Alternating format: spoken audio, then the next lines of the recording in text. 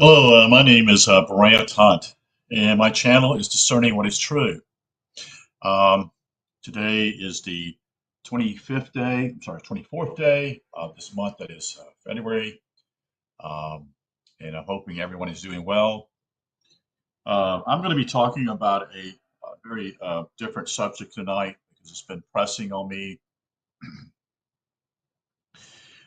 As a student of history, been involved in many areas of my life, pursuing things, seeking truth as best I can. And what I've discovered that this seems as though I firmly believe that everyone is a part of God. That is something about them. They're having as spirits here on this particular planet. It seems as though at that point we are deceived in many ways. We either have very poor parents who really don't know how to um, love one another. That is, they simply are just doing what their parents did. They're making the same mistakes their parents made. They feel as though they know better, know more. In reality, they don't. They just they make critical mistakes. But it's even further deeper than that, folks. Is a poli sci major in college in international affairs, and actually going to seminary for a couple of years and then discovering that that was not true. Um, Last century, this is based upon R.J. Rummel, Rummel. How Many People is the book called Death by Government. And roughly, I can give you some numbers. And there's someone behind the curtain that is doing this, and have been doing this for a long time. In fact, they've been doing it for, based upon what I'm looking at least 6,000 years. And we're naive. We don't know what's going on. Uh, we we we are fools. You know, this planet is it's got some issues. I don't know if this is actually purgatory or hell. Maybe it's both. But in the last century, in Russia alone, there were close to 80 to 85 million people were killed.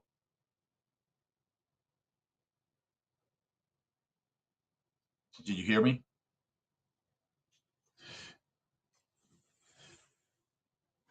80 to 85 million people killed in Russia, which was in actually the Soviet Union once the communists took over.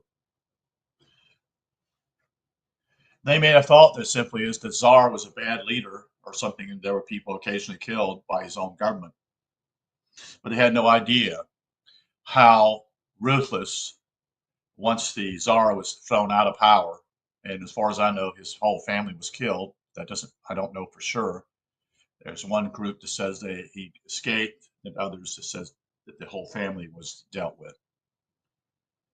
Um, so that group, that's how many people were killed there. Then we know that the Chinese were roughly the same amount of people, 80 to 85 million also killed in communist China. That's after World War II, folks. That's during the battle between Conchet, um, who was a ally of the United States at one point, and Chairman Mao. And most people are unaware that Chairman Mao had come to the United States in the early 1900s. He was trained to become eventually the leader of China. And eventually, Chiang Kai shek was ruthlessly dropped. That is, his armies were fighting the communists at one point. And what transpired was simply is that we sent him plenty of rifles with no ammunition. And that meant simply is I'm not saying that Chiang Kai-shek was a great leader. I'm not saying that. But I am pointing to you folks that we're now headed for even worse than that. That was last century, the 20th century, folks. And it's not something I would like to even talk about, but it's got to be said. And what is transpiring right now, if you even pay attention to the Georgia Guidestones and looked at what they wanted, those who actually truly rule this planet, who actually are the synagogue of Satan, you see, and that they are determined to destroy the life on this planet. They're not only the life that is what we call human beings, but also animals, plants, trees, anything of a substance. In fact, they also do, in a lot of ways, try to uh, keep the sun from shining each day. They're doing that. They're doing what I call weather control in that way, manipulation, such and such. They're determined to do what they want to do, and mankind is completely unaware of what's coming. And you've been warned. You've been warned by these people who speak. They claim another reset. Obviously, there have been resets in history before. This group of people have ruled, like I said, this planet at least 6,000 years. Who knows how long they've ruled, okay? And what they're determined to do simply is they want to wipe out all of us, one way or the other. And they've used it in a way by using wars, and they've benefited. And I said this earlier, they always benefit basically in wars because they actually pay both sides. They give money from one side to fight another side, and the other side gets money also. And whoever wins that war is indebted to pay back what they owe. And this goes back to, as far as I know, it could go back further than what I think, but with the French leader, uh, I'm trying to think, Napoleon and his armies eventually lost at Waterloo. It's not a subject that people want to hear. They don't want to know this. They want to pretend that things are rosy even now. What is up with all the weather? It's completely strange here where I live at for the last couple, well, it's been more than a couple of years, but it's been very strange here, especially with, weather here today was 80 degrees, 81, I think it was. And it was actually, it's a nice day, but not in February. This is February the 24th, and we still got a month still of what we call winter ahead of us. And we're trying, as I'm trying, as some people are, trying to be self-sufficient, trying to raise crops and grow things, certain things, in order to not to be dependent upon the food for the future, because the food of the future, folks, is going to be tainted. It's not going to be good for you to eat. It's actually going to be something that's going to be dangerous for you to eat in the future because they put chemicals in it, folks. This is a warning, and to all of you, if you desire to know the truth and have ears to hear and eyes to see.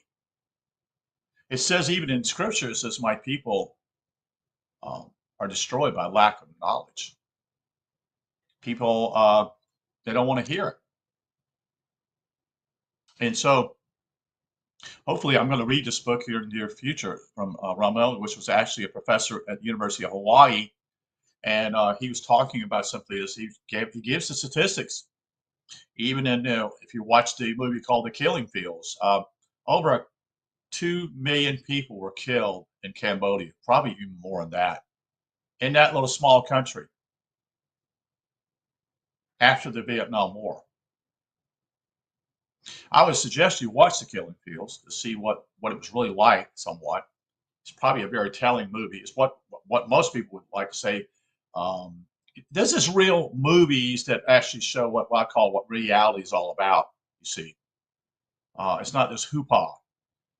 So I've come to the knowledge also simply is that been reading a book from a Canadian former soldier that actually was involved in the taking of German prisoners after World War II. And many German soldiers flocked, literally flocked, folks, from the Eastern Front to the Western Front, so that they would actually give their arms up and fall in front of the Allies, that is the French, the British, and the Americans, in order to quote unquote to be saved. That is, somewhat, they would not be penalized as much. Are you aware that 9 million troops died by starvation in those camps? That's our supposedly Allied forces.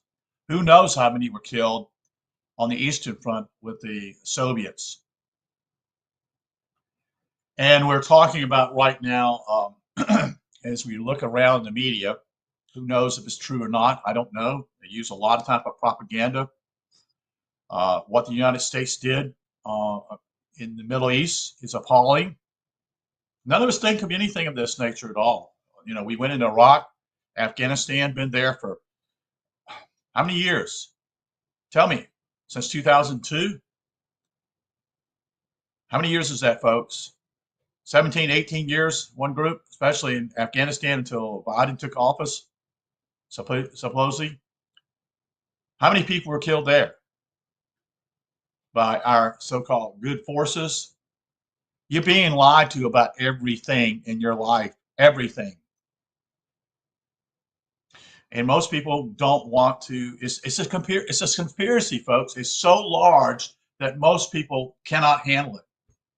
They don't understand how depravity is this place is. That people are killed just because they're a different color or because of this type of thing. Whatever, it doesn't matter. It's your country. You know, I pointed this out very clearly.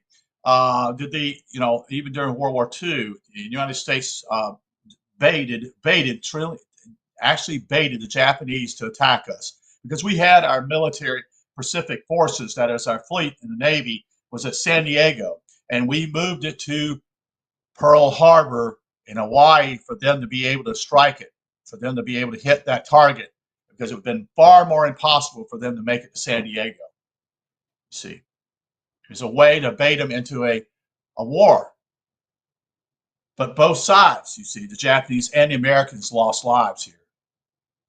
And if you're aware of anything, Franklin Roosevelt knew they were going to attack, and his key leaders knew that.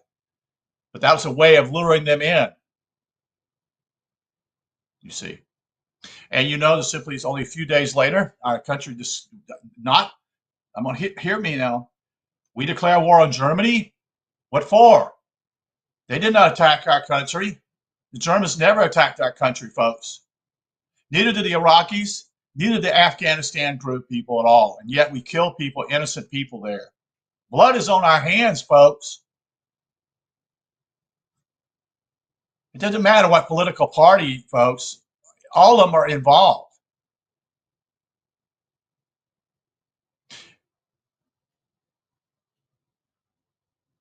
And, you know, we went to other wars the United States has been involved in. How many wars have we been involved in?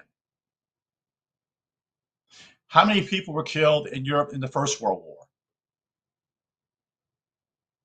Now, I'm talking about wars, but I'm also this death by government is their own government killed their own people. I'm talking about the Soviet Union, which became a communist country with the support of the United States. Are you aware of that? Did you know that the bankers and the industrials gave tons and tons of money for them to overthrow the Tsar?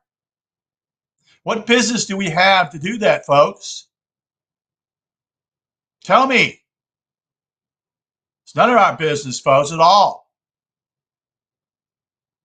And yet there's a group of people, the Jesuits, all these groups, Masons, some may be good. I doubt it. They think they're fighting for good, but they're not. Let's go back further in history. Let's look at what Calvin and Martin Luther were involved in, who were not what we think they are. See, history is written by the victors, you see, and they can change the story always. And I'm saying simply they broke away supposedly from Catholic Church. Yes, they did. But were they Jesuits? Were they somewhat what I would call people who were involved in order to bring war? They did war with the Anabaptists. Who are the Anabaptists, you say, Brent? Who are these people? The Anabaptists are what we call today Mennonites and Amish, who were settled in Germany, southern Germany, parts of Austria, and also in Switzerland. That was their main group area. And they were hunted down and butchered, not only by the Lutherans, not only by the Calvinists, but also by the Catholics. If you live to a ripe old age, in some ways, folks, you may be very fortunate because most people are killed at very young ages. And so they entrap you. They entrap you with religion. They entrap you with all kinds of things to get you following something and you give your life to. And I've been involved in that myself. Actually, I went to seminary, involved with a Presbyterian seminary. Discovered as simply is that Augustine was also involved with things that most people don't want to do that, don't want to talk about it. Are you aware that he got permission from the Roman government to have others who did not believe in Catholicism that he was actually creating to kill other people? You don't know that, folks, unless you study that, unless you've seen it, and you have ears to hear and eyes to see. And that's in roughly what we call the late 300s and early 400s. And Augustine's put on a pillar, folks. He's considered the father not only of the Catholic Church, he's the father of the Reformation churches, the Martin Luther's, the Lutheran Church, and the Calvinist Church. But how did these people get away with all this stuff? How did this happen? Were they actually what I would call leaders who were taught to lead others astray? They were gifted leaders in a way. In other words, they were so powerful that they could actually change people's minds. The only thing that would be interesting simply is I've done the study and done videos actually on people from the past.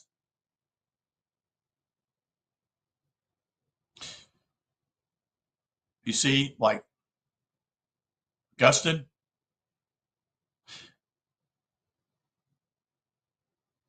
and I'm trying to think of his name. I can't think of his name all of a sudden. It just popped in my mind. I'll get to it. But anyway, the point simply is that I'm doing this by verse here, so it's just the way I am. So I've done videos on a particular guy, and his name was Erasmus. And Erasmus pointed out when he came back as a monk from England, and he basically said simply is, what's going on here in Rome when he came to Rome? And he said, most of them said, we're under grace now. We're living under grace. And Erasmus said, no, that's not the way it works here, folks. Your life must demonstrate that you are a good person. And he would come to word of basically what I would call, under Augustine. Now, Augustine was teaching this, and that had nothing to do with what we call Christianity, even 100 years before that. Augustine came in and changed Christianity. Now, was Augustine himself? Who was he? And so what's taking place in me is that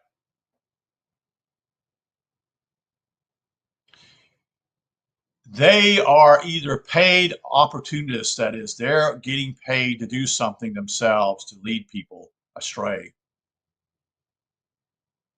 Now, Augustine was a follower of what we call Manichaeism, a belief system that was in Persia, which is today probably what we call modern day Iran.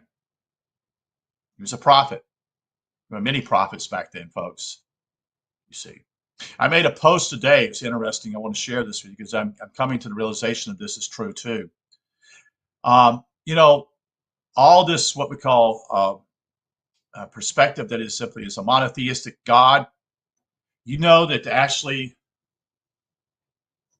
probably less than 2,000 years ago, maybe a little longer, there was no monotheistic belief system in one God. There was never anything of that nature, folks. Everything, almost all people were pagans, or they were either from the Eastern belief system that there were many gods. Same thing. You know, pagans believed there was a god of fire, there was a god of lightning, god of water, whatever, god of sky. That's how they looked at it. You see. And so what happened was simply is these people, he tricked them. Augustine tricked these people. And I told you Erasmus is not, it's Pelagius. I'm sorry, my mind slips a little occasionally, but his name was Pelagius. Do you know that Pelagius' writings all we have of his writings are based upon the writings between him and Augustine? Do you know that his books were burned? Why was these books burned, folks? You have to ask those questions. Why was his books burned? Was he a threat? Of course he was a threat. He actually got a couple of times he actually got approved by the popes. And then Augustine would bring him up again and try to get him in trouble.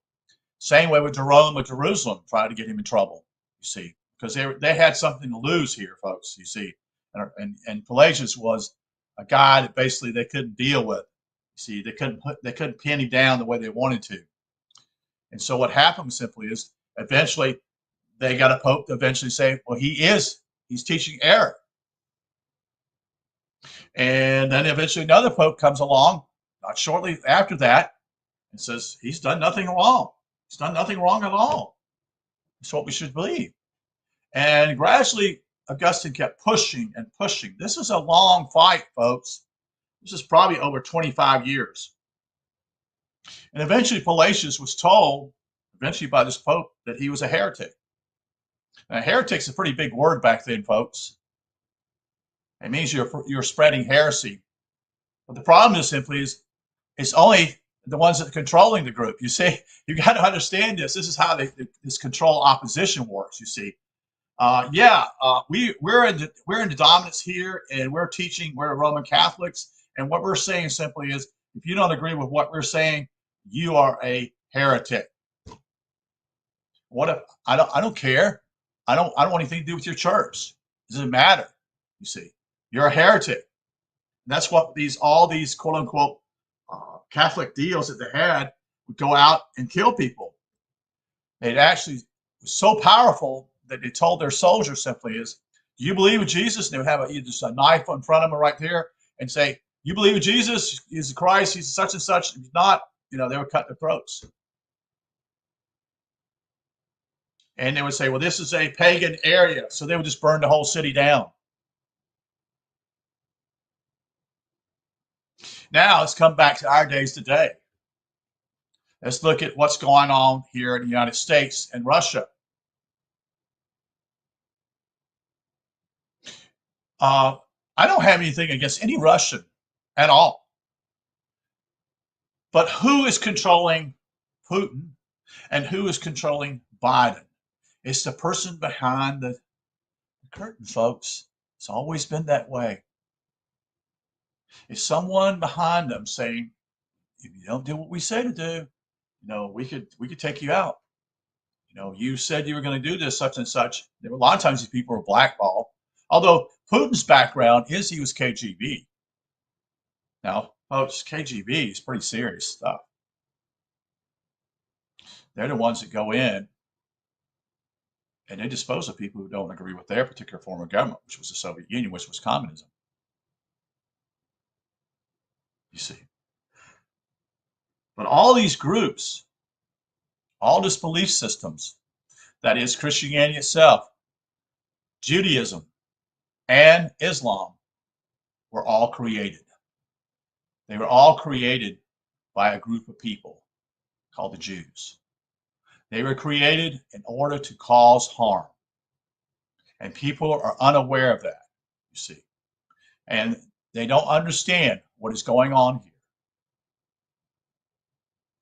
And if you go and now, here's another question. I'm going to say this real quickly. The Georgia Guidestones, I've been twice there.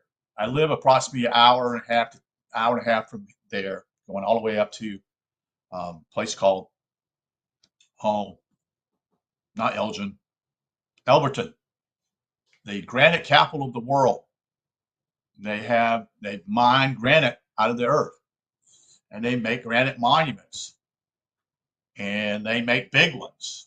Whatever the customer wants, they make them, and they cut them, and cut them down to certain things, and they can lay them. They can put them in the ground, such and such, whatever way. Make sure that such and such. They do that work too. So I've been there twice. And it makes it very clear that the group, whoever's running that group there, that is the monument there, it's no longer there now. July 6th of last year, 2022, it was disposed of.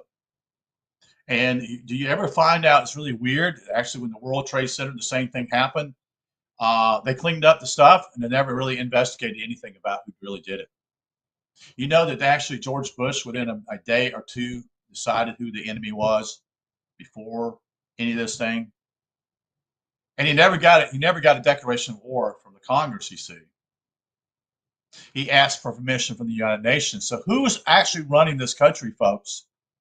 Why would a president actually commit himself and actually ask for help and saying from the United Nations? Because we are no longer a country that's free, folks. We haven't been that way for a long time. It's just gradualism has been taking place all of our lives. Hey, Indigru, how you doing? It's good to see you. Hang in there. Yeah, I'm not a fan of doing nothing. Well, the key the main thing simply is not to choose either side. Because either side is going to be pitting against each other, and that's what they want. They want you to fight one another. They want you to kill one another, you see. That's the whole idea with the whole thing with the blacks and whites, was actually to encourage that. It's done on purpose, folks. Is to cause other people to hate other people, even though, in a lot of ways, simply is that people, they haven't done anything to you, they haven't harmed you, but yet, oh, they're different than me. Yeah, they got a different color skin, and they may act a little different than you do. But then you look at them and look at you. You act a little different too, don't you? So why are you making a big issue of this? Why is that being pushed always on in this country? Why is that? It wants you to get involved and do all kinds of hurt, maybe killing other people, you see. So it goes back, what I was saying here simply is this whole idea is going on. It's to entrap you to hate one another. And if they can continue to bait you, you will fight other people that you don't even know. And like I said earlier to Franklin Roosevelt, did Germany attack the United States? Did they send their submarines over here and actually do something? Did they send their Navy over here? Did they send any men over here to destroy this country? No, they did not. So why was there an order by him, the president at that time, to declare war on Germany? Because a lot of this hits in with what's called Tavistock Institute. Tavistock Institute is an interesting group, folks. The British are notorious for this. You need to look into this particular agency group of people, because it actually was tied in with the Frankfurt School in Germany. And what they do is they're what I call a ways of manipulating and controlling people in their lives and leading down where they want them to go. You can see this by music. You can see this by education, what's in and what's out, what clothes people wear. You say, oh, we don't wear those anymore. That's not in style. You see, well, that's to make money. You see, now you got to go and be in style with someone else. And then you got to be, oh, okay, I got to be in the group. See, this is this group thinking. No one's an individual anymore. And by the way, the United Nations doesn't say you have individual freedoms. It says you have human rights. Human rights are not individual rights, you see, because they're looking at it as community instead of an individual.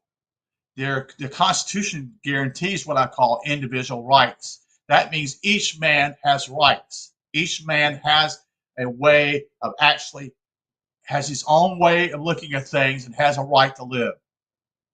But that's not what the UN is all about. Are you aware that Alger Hiss, who eventually was actually killed, him and his wife, who were involved with the United Nations and actually starting it? Are you aware of that? He was a communist.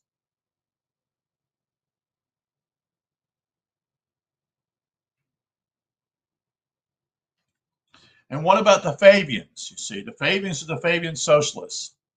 They're the ones that don't. They're always working in the dark. You see, they're the ones who actually are quote unquote trying to manipulate you, trying to manipulate society, leading it to a certain way too. The communists are seen as a threat. You know, they're bad boys, such and such. But we the socialists are not. And you'll know that all countries now of the West are socialist countries, folks. And what did I mean by socialism? Well, socialism simply is that I deserve something from the government, and I need to I want something from the government, and I haven't been treated right. You see, I'm a victim. Someone's treated me wrong, and I think I'm entitled to this. I'm entitled to this. It's not taking responsibility. It's actually blaming someone else for their problems when in reality it's their own fucking damn fault. It's okay. It's their problem. But it's easier now simply to blame someone else, and they claim they're victims. It's a way to destroy society from within. It's a Trojan horse, so to speak. And I've actually read a particular book by Nikki Rapano talking about communitarianism, and communitarianism is what's going on right now, folks. It's in this country immensely. And what do I mean by that? Communitarianism is a way that's what's best for the community, but no longer what's best for you, individual. It's sort of like what we call democracy, and that's not a good word, but democracy in this country was changed back in the early 1900s. You see, it used to be our country was a republic. It's a completely different way of government.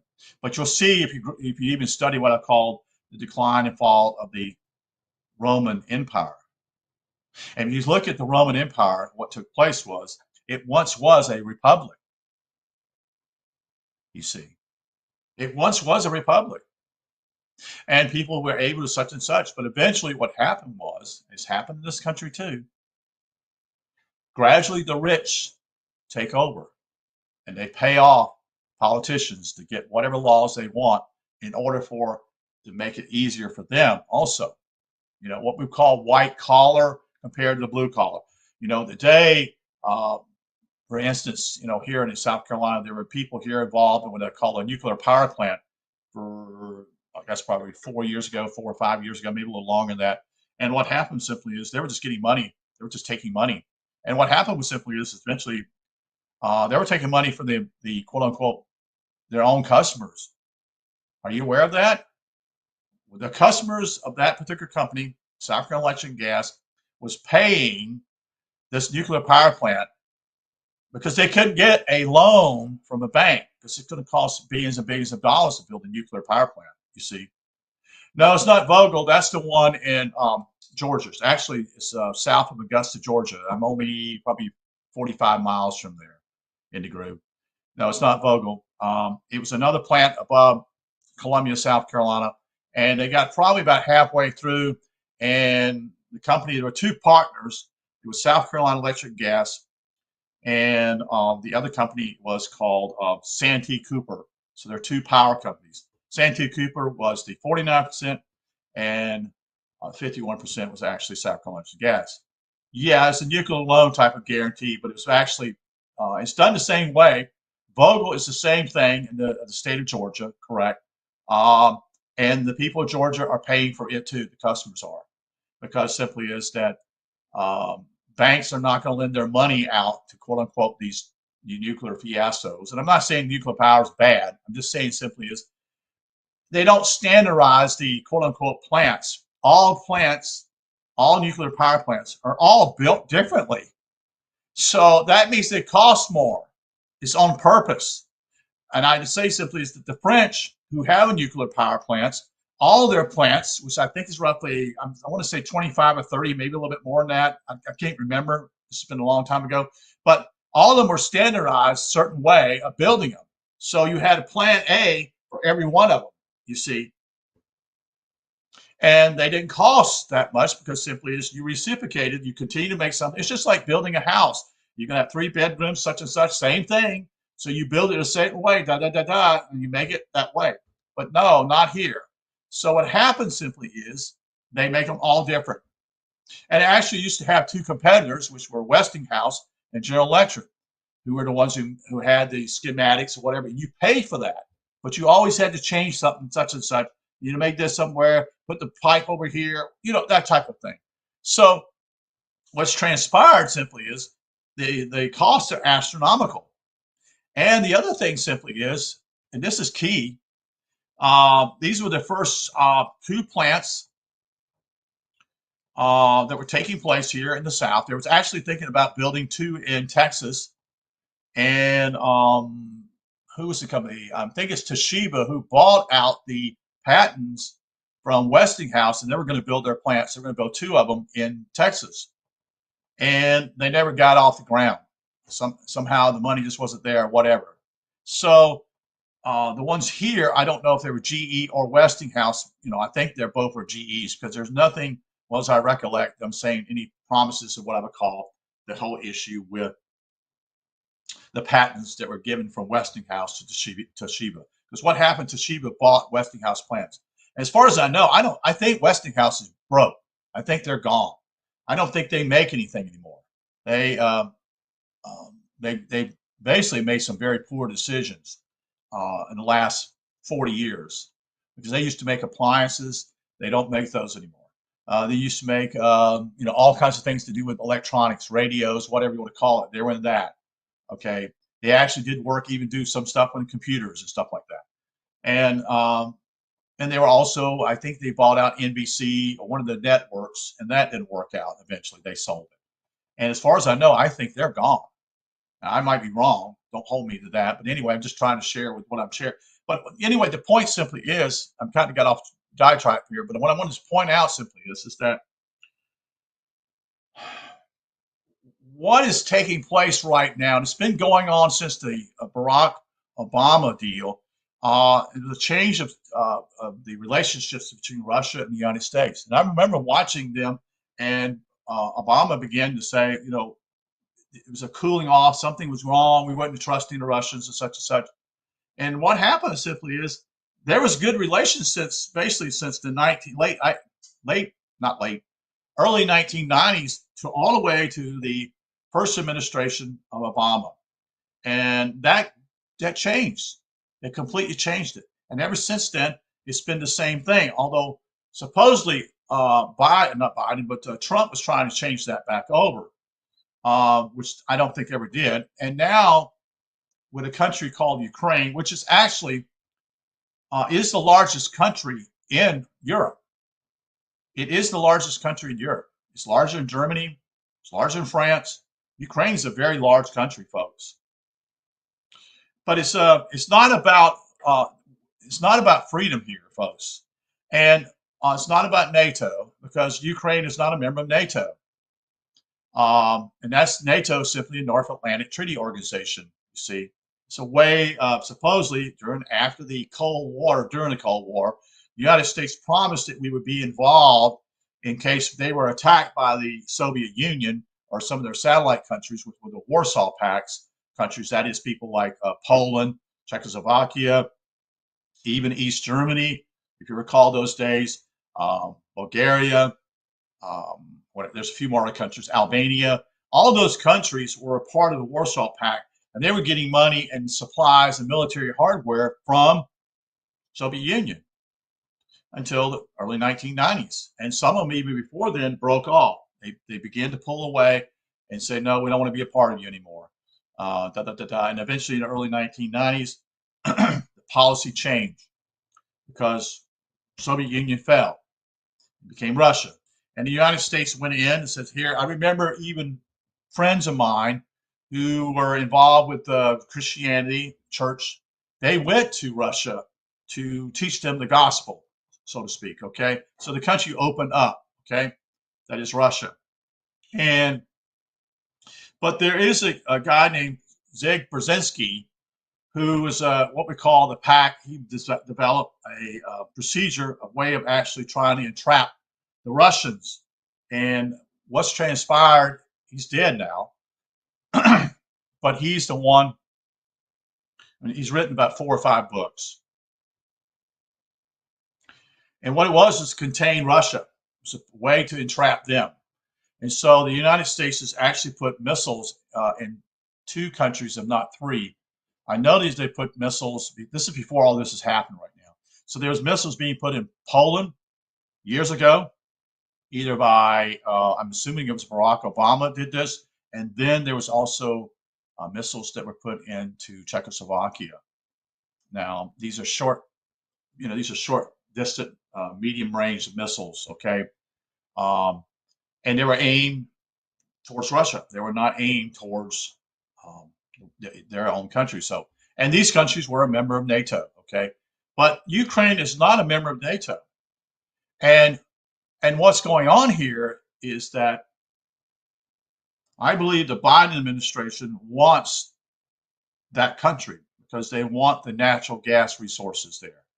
Ukraine is a rich country, but so is some of the other countries in the world. For example, South Africa and not Rhodesia, but Zimbabwe are minerally rich countries, you see.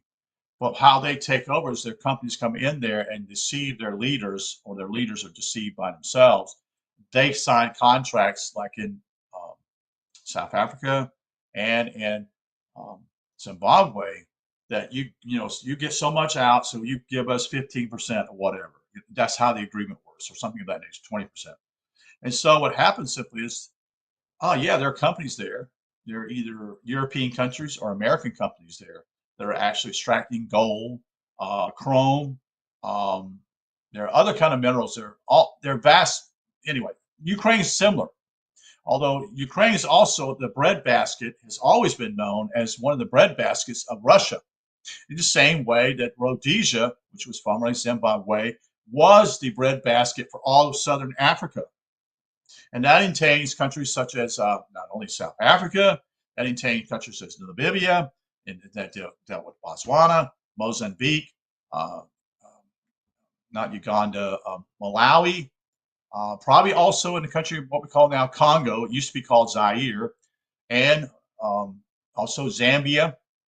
All those countries are dependent on that breadbasket at one time that came from Rhodesia or Zimbabwe, and that all changed when the communist leader came in there. I know his name. He was just ousted about 3 years ago, and he was getting help from the Chinese communists too. He got all kinds of help money wise. Their money got so bad that they wrote, they printed $1 million bill, and it's totally worthless. It doesn't mean anything because people realize it doesn't have any value, you see. And they were changing dollars. They actually were changing dollars because that was what kept them going. They would do it with South Africa, such and such. Anyways, I don't want to get off that. I'm telling you a lot of these things, but my point here simply is that there's a group of people, and I've talked about it. I've actually done the book, Committee of 300, that Dr. John Coleman talks about, that are involved in this. They're the ones that call the shots, so to speak. So what happens with what Dr. John Coleman is, he used to be a member of Tavistock Institute, and he's known this, and he got out of Tavistock, and he actually had their playbook, so to speak, because he actually worked for them, you see. He was an MI6 agent. MI6 agent is a very important position. It's a secret agent. And when he figured this all out, he says, I don't want anything to do with this. And so he wrote some books. And he wrote one book called the Tavistock Institute, Human Relations. If you can get a copy of that book, if you can get a book for $50, it's well worth it. Okay. I've seen on eBay here that's close to over $100 people pay for that book.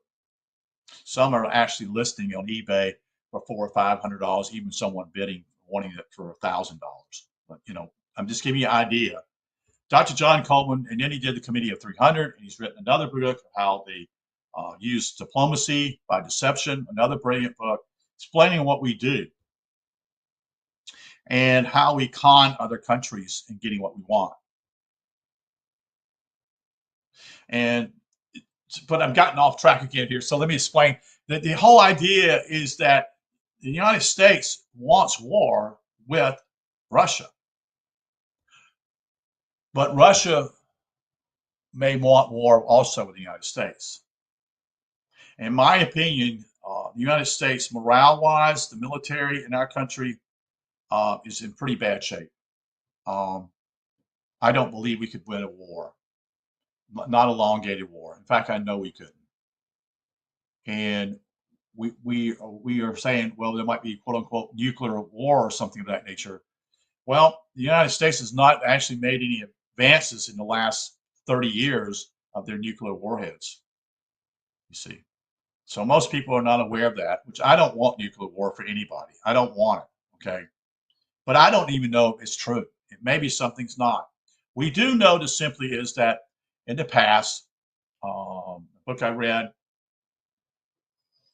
how the bombings of Dresden, Germany, which was a peace-loving country, a peace-loving city that was actually had no military objectives there. And that's part of Tavistock. That's where I got the knowledge from, was from Dr. John Coleman. He said that we bombed cities that had no military installation there, and we bombed them constantly. And what we did was simply is we bombed the people. We didn't bomb even soldiers. And this also took place, most are not aware, this began to take place here in the United States, the war between the states, the last part of it. It was called a couple of things that were taking place. And that's why you see the Battle of Atlanta. They polarized the whole city of Atlanta. They also did that to the city of Columbia, South Carolina. They also did that to Richmond, Virginia. And the reason why they say this, well, they get supplies from this thing. But that's not the objective. The objective is you're fighting an army against another army. You're talking about civilians, but that's not. They just say, they throw that out the window. Say, the hell with that. You see. So what happens simply is that they would bomb these places, and they would use incinerating bombs, and they would use also what they call bombs that would incinerate, meaning they would cause fires. Okay, and they would continue to do that, and it became so strong that it created a wind that it actually burned people up. It's a devastating thing. The name of the book, I can tell you, is called, what is the name of it? I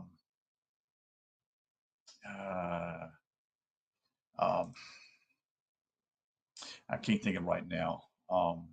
It'll come to me.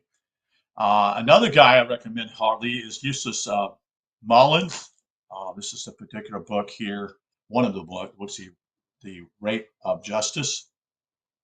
How this country has no longer, there's no such thing as justice in this country, folks. Hasn't been for a long time. And how corporations, get away with a lot of things. But anyway, digress a little bit here. The other thing is key is that if you're looking around here, and I'm not going to keep you too much longer, it's almost 50 minutes here. It's key that you understand who really is behind it, and this is who is behind it.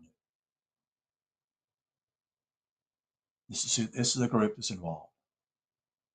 They've been around, and they've always formed wars. They've always been the bankers.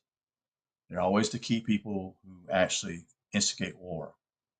And this particular group here is involved in war, the whole thing, what we call with Alexander Solzhenitsyn, who, yes, that's called Hellstorm. Correct. Thank you, Christine. Good to see you.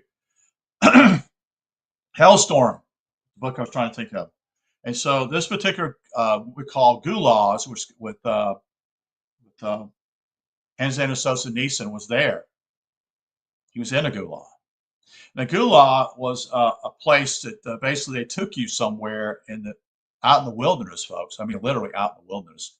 They would build railroad track, and they would get there and use prisoners there. What would happen was simply was they would actually, hey, where are the buildings? There are no buildings. You got to build them yourself. So what happened simply is we're talking about in the area, um,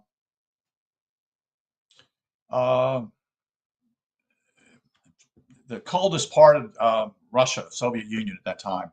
I'm trying to think of that word in my mind. I can't think of that one now. I'm thinking of it, but it was basically what happened simply is that they forced the prisoners to build their own concentration camps. That's a fact. They build concentration camps. They had to do it themselves. They didn't have the tools, you see. And so this particular group here is involved in it. In fact, this is one that people was wondering if he was one of those. And after the collapse of the Soviet Union, they found paperwork about this guy, who he was. You'll see, he wasn't a Russian, folks. Then it was not a Russian. Neither was Trotsky. Neither of all the leaders in that country were not Russians. If they were Russians, they were basically further down the totem pole. And so what happened was simply is you see here, is that, and there are many of them that are involved here, and it was a killing machine. They killed people, folks, for the heck of it. They did all kinds of butchery things that are undescribable to others. They also wanted to build under Soviet Union leader Stalin. They were forced to build a canal to Siberia, to the northern part, and that's what I'm trying to tell you. The gulags were in Siberia, and so what transpired simply was they would use wheelbarrows to move all these stones and everything. There was no modern equipment. There was no bulldozers out there doing this, folks. There was nothing of that nature there. And there are many people who died simply by starvation, could not live because there was no food, you see. This is another picture here. You probably can't see the small writing. But I just want to point out, this is the group that actually wants us to destroy ourselves. This is what this is all about. And so they spent so many years, such and such, building this whole canal. And eventually it didn't work out. It was a canal. I don't know if you can see this picture here. It's a very small picture here, but there was a canal from the lakes, or what we call upper part of the Arctic Ocean, trying to transpire and coming down to move supplies, such and such. But in reality, it never functioned well because it never was wide enough, you see. But the Soviet Union, they were, like I said earlier, 85 million people were killed in the Soviet Union. So look around you, folks. Look at any city that has 1 million people in it, and look at 85 cities like that.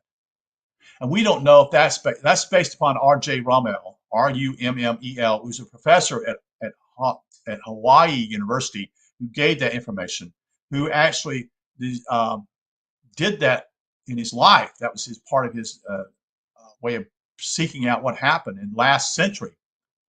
Okay, that is the most bloody century ever. And it was done by their own governments. Yes, there were wars. Yes, there were wars. The First World War, the Second World War, the Korean War. And I've talked about simply is what China did with Chiang Kai-shek. He was supposedly an ally, and I've said this earlier. He was, he was given the weapons, and then all of a sudden, one time, this is all under Allen Dulles. Allen Dulles was the Secretary of State at that point, and he basically said, "Here's the weapons, but there are no rounds that came with them.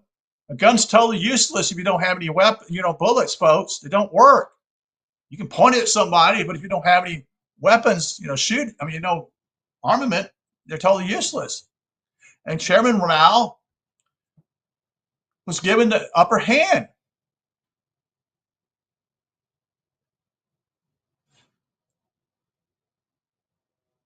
And so, most people don't know this. They just are totally clueless on this. You can go to Amazon and look up this guy's name, R.J. Rommel, and there's a book he wrote, and it's there, stating simply is that, yeah, this is how many people were killed. This is how many people were killed. Death by government.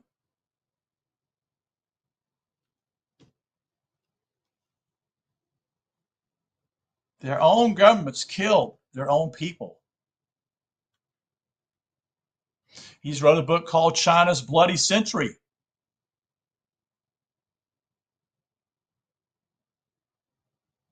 He called another book here called Legal Politics. Another one is called Blue Book of Freedom, Ending Famine, Poverty, Democide, and War. He wrote another book called Power Kills, Democracy as a Method of Nonviolence. But in reality, it has nothing to do with that. He wrote another book called Understanding Conflict and War. He called it a conflict helix. Most people know who this guy is, but he was a professor at the University of Hawaii, and he wrote many books sharing this whole story of what it was like and how people were, who gets these wars started? Who benefits, folks? Who benefits? And most of these wars, let's be real here, folks. They've been in the northern hemisphere. They haven't been in the southern hemisphere. Think about it. How many people have been killed in Africa? Well, there's been some during the colonial powers. What about wars in South America? There hasn't been a whole lot of wars in South America, folks. It's all been in the northern hemisphere. There's no wars that take place in Australia or New Zealand. There's far less populations that is in those countries of South America and Australia and New Zealand. Now, Africa is a huge country, or I should say a continent. And yes, there have been many people killed there. Don't get me wrong. I'm not saying they haven't. I'm not saying it. But the point simply, where have all the wars instigated? It's been mainly in the northern hemisphere, with Europe shooting and killing each other in Europe. How many French and British wars have taken place, folks? Think about it. How many? And and the other thing is simply there's another thing you need to point out to you. The northern hemisphere countries are heavily, a lot of times, dependent upon the southern hemisphere for, quote unquote, now this is what they say, okay? And this is maybe the book called The Economic Hitman, who and he's also written two books, and then one called The New such and such. So he's written two books, basically the same title. And I read one of them. And it's again a way of how the West, I should not say the West, but the Northern Hemisphere takes advantage of the Southern Hemisphere. Am I a Southern Hemisphere person? No. I'm just saying this is what's going on. They would go into Indonesia and say, we're going to do this, such and such, and we build this dam for you. This is going to allow you to be more productive, and you won't no longer be a third world country. And guess what? They straddle with the debt. They can't pay the debt. And guess what? Well, I guess you have to give us some of your minerals in your country, huh? How about that? What about this, in the countries in South America? The same thing was done in Ecuador. And it's been over and over. Oh, you can't pay it. That's okay. We'll take your infrastructure here. And so the people who were poor before are now far more poorer than they were before. And those countries, these countries I'm talking about in South America and in Africa, most of these countries have some type of minerals there, especially in the southern part of Africa. And also Nigeria is a huge oil industry there. That is, you see, and that's why now Nigeria is now a power player in Africa, because basically South Africa has completely come apart and they destroyed Libya. You see, the British and the Americans go in there and say, well, they're a bad country. We don't go along with our plans here. We can't allow that. Gaddafi was able, when the media says there are bad people out there and they keep pointing to you, they're these bad people, in reality, it's not true. It's the opposite. Gaddafi had actually discovered water underneath the desert floor, and he was able to tap into it, and he had made so much money in oil, so he actually spent money in order to be less dependent upon anyone.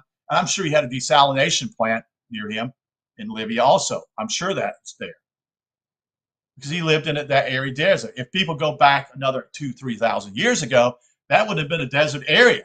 And still back to the point simply is that in the years probably 1,000, so to speak, there were plenty of people who lived in northern Africa at one point. It was one of the luscious parts of the world. There's plenty of green everywhere. It wasn't a desert like it is today. But anyway, what Gaddafi did simply, he didn't go along with them. And you don't play ball with them, then they just try to destroy you. You see. They see you as a such and such. So this is part of the IMF, the International Monetary Fund.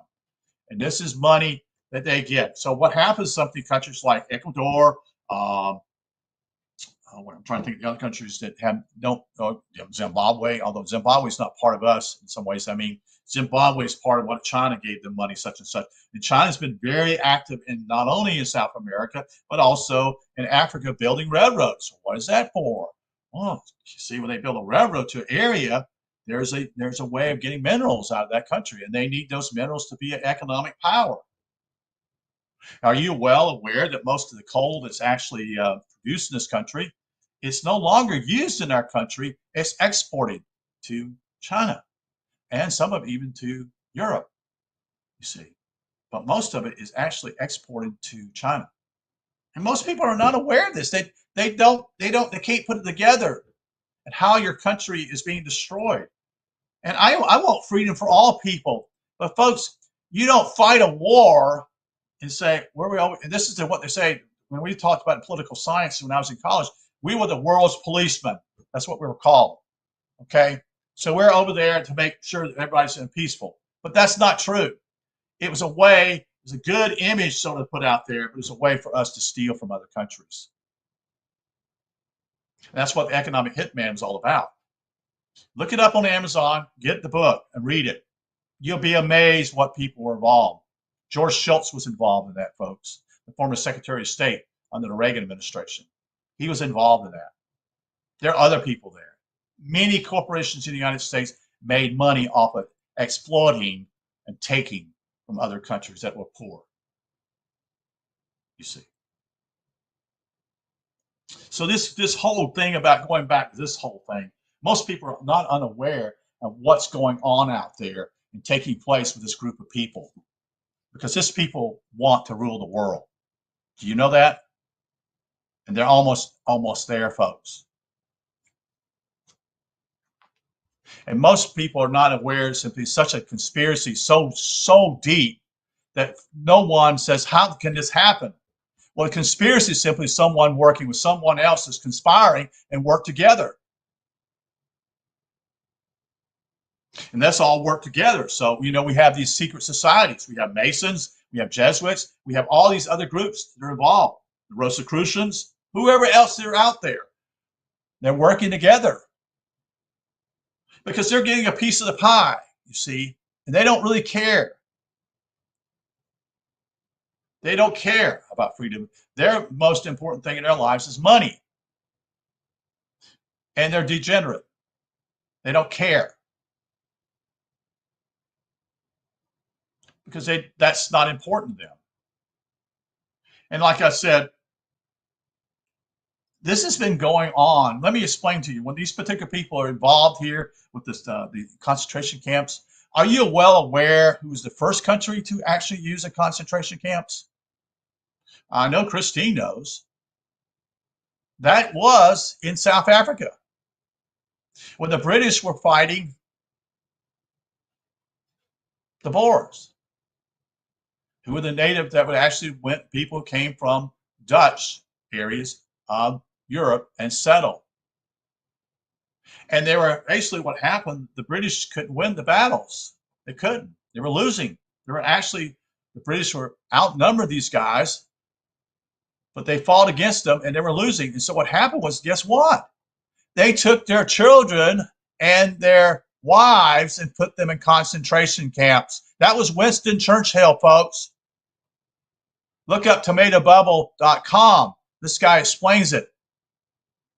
He talks all about this. He talks about how they did this. About Winston Churchill, too. Winston Churchill had a major problem, folks. He loved to spend money. He was always tapped out. And he was also trying to impress people in whatever he did. So he had an ego as big as his head, and not 3 times more. And everybody thinks this guy's a hero. Winston Churchill was not a hero, folks. He's the one who baited Germany in the First World War. And he was also the one involved in, quote unquote, to do with, who else? Germany the second time. You do recall what happened in Germany after the First World War, don't you? That the Germans had to pay reparations back to England, France. Are you aware of that? Are you well aware that actually the Germans came to the British or said something to them, their communication lines, and said, we can no longer fight anymore. And so, because we don't have any more food. And so Herbert Hoover, who was involved with this before he was a president, got involved in the country of Belgium, and Belgium had crops, super crops that year, 2-3 years, and they said, hey, we'll help you out. And next thing you know, they transported all the food that was basically in Belgium to the Germans in order for them to fight another year or two against the British and French and the Americans. Why would the United States be involved in that war? Ask yourself, did the Germans attack us in that war? I don't think so. Hello?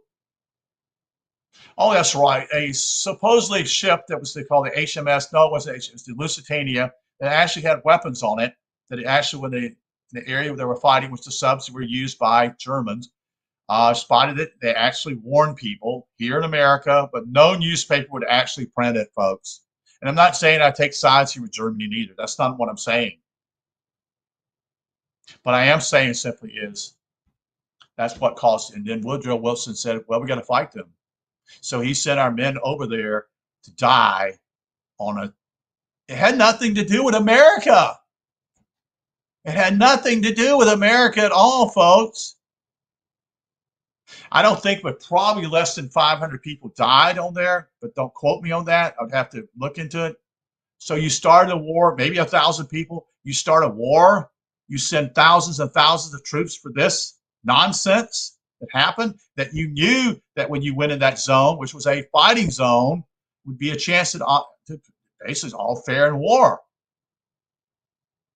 And so that's what Woodrow Wilson did. Woodrow Wilson had a real problem, folks. Had Colonel Mandel House, who basically told him what to do. In fact, I think that basically Woodrow Wilson was incompetent in so many areas because he basically was blackmailed. Most people don't know that. He was seeing a woman and he had debts at Princeton. And they came along and said, we'll take care of that. And he said, when do you want me to pay for this, such and such? What do you want me to do? He says, it'll come in due time. And that's when it came. It came in due time. Oh, yeah, now you're going to have to do this for us. See? And I'm sure that debt was probably no more than $2,000 if it was even that much. He was their man. He was their man. Look at the elections. Figure it out.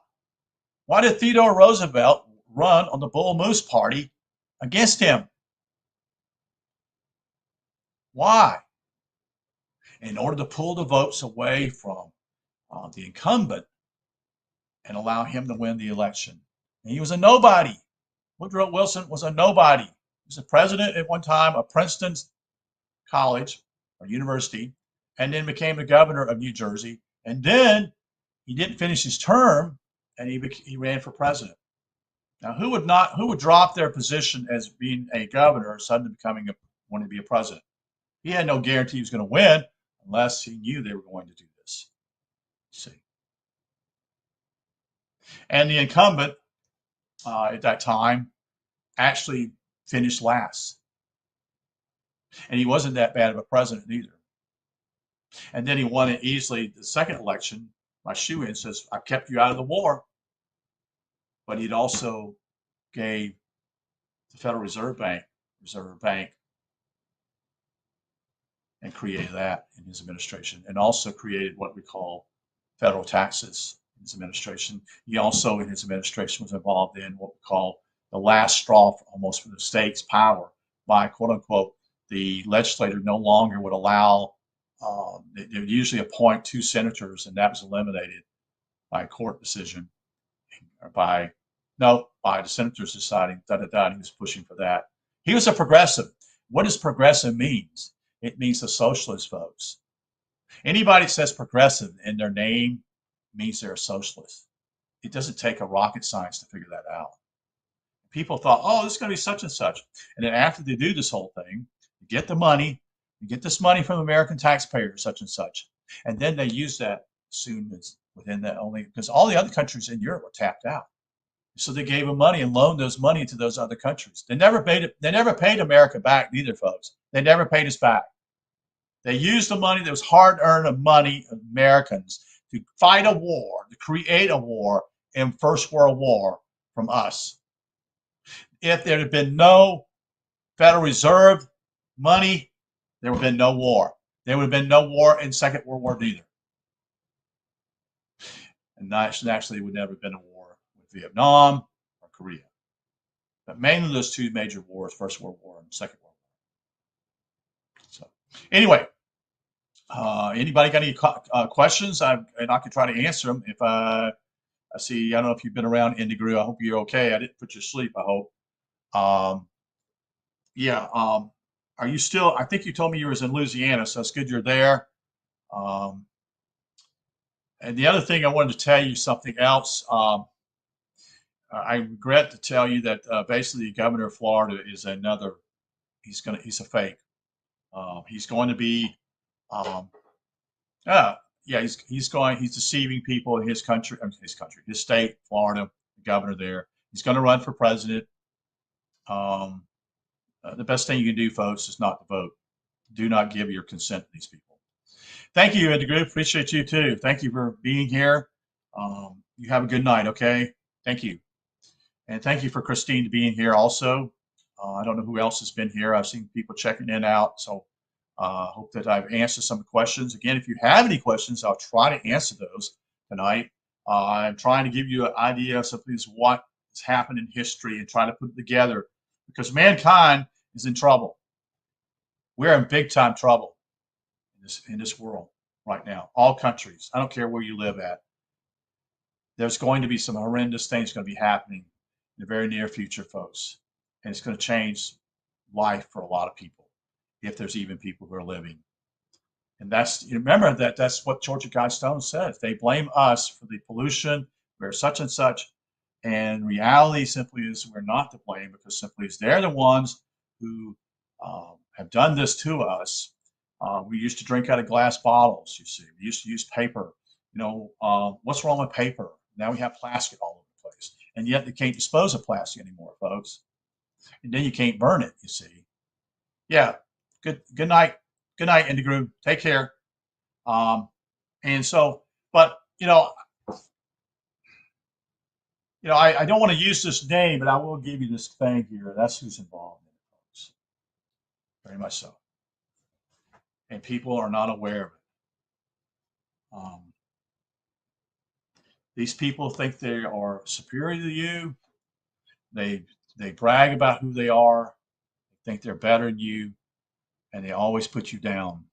And they're not the people of God. If you look in scriptures, you will see in Revelations that they are the synagogue of Satan.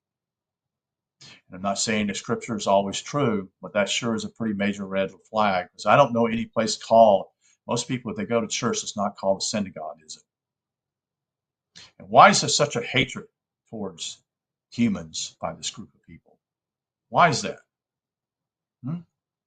Maybe you should look into that, because, and unfortunately, we're called Gentiles. And someone said this the other day, I don't know if it's true, but Gentiles are considered what they call gentle ones. And unfortunately, we are gentle. And the problem is simply is we can't be gentle anymore. We need to see for these people for what they really are and how they're destroying this planet. And they're destroying it very quickly, folks. Look at the weather and how the weather's changed. Look at that. Do they have any care about that? About anything of animals, birds, insects, all that? What's happened in the last 100 years with chemicals in the air? They spray us every day, and they just laugh about it. What kind of person are you that does that? Does that make you superior? No, but that's what they think. So anyway, if anyone likes, again, like I said, ask a question, and I won't run any longer.